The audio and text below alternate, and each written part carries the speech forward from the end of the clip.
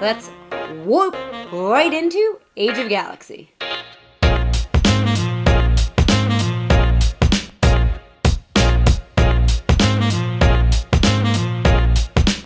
I hope you've had an opportunity to look at some of the other playthroughs out there. For us, we're going to be looking at replayability. Yes, if you buy this game, how many plays are you going to expect out of it? In Age of the Galaxy, you are getting a lot of game in a very small box. Colonize different planets, do research, and collect prestige points, and in the end, victory points. There are 30 different codes in the box, and each code has different alliances as well as powers on the code. These codes that you play will give you different scoring opportunities at the end of the game, as well as powers during game. So they can give you opportunities to get extra points for research or opportunities to have a cheaper colonization. The cards drive the game.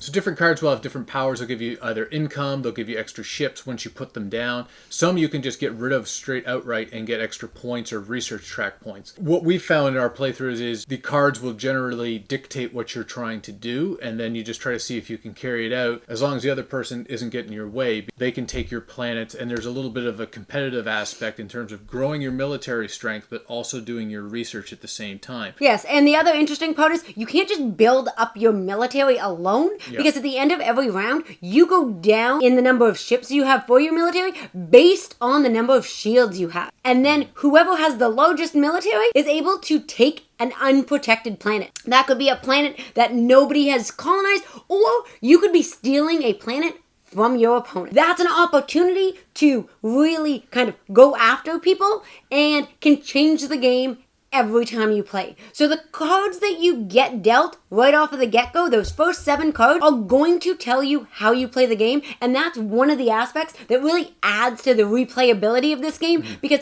not only does it matter what alliances, which main faction you're choosing for those first ones that are going to score your end point, they're also going to depend on the powers you have during the game, which are going to be different on every game. When you play them and how you play them and what your opponent's doing is going to affect what the outcome is. You're not always just going to put down the same set of cards in the same order. That's not going to work. You really have to pay attention to what's going on the board. And as Lisa was saying, your military can be strong, but if you're not building up your economy, you kind of almost have to balance the two. So you can't just go purely up a track. So the one thing that looks scary when you take a look at this game is the iconographies, because there's icons everywhere, but it's not as bad as it looks.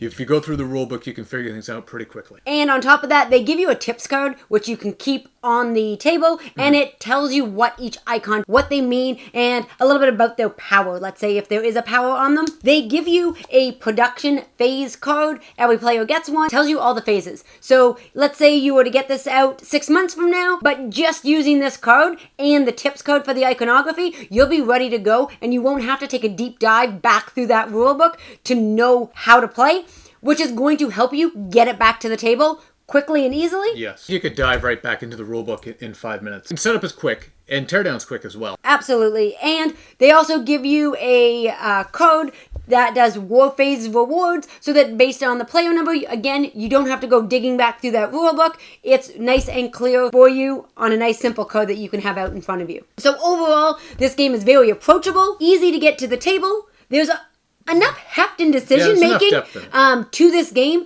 for I would say, easily a medium weight game. Enough decision making that you can have a very different game each time. You can try different strategies. You can opt for that military strategy or the prestige points for variability. And I think that you can get a lot of plays out of this box. Yeah, I think with even if you just play 2 or if you play with more people, there's a lot of variety in the box, and you can keep coming back to it, and you can pull it out a few months later on. So overall, for our collection, Age of Galaxy goes the distance.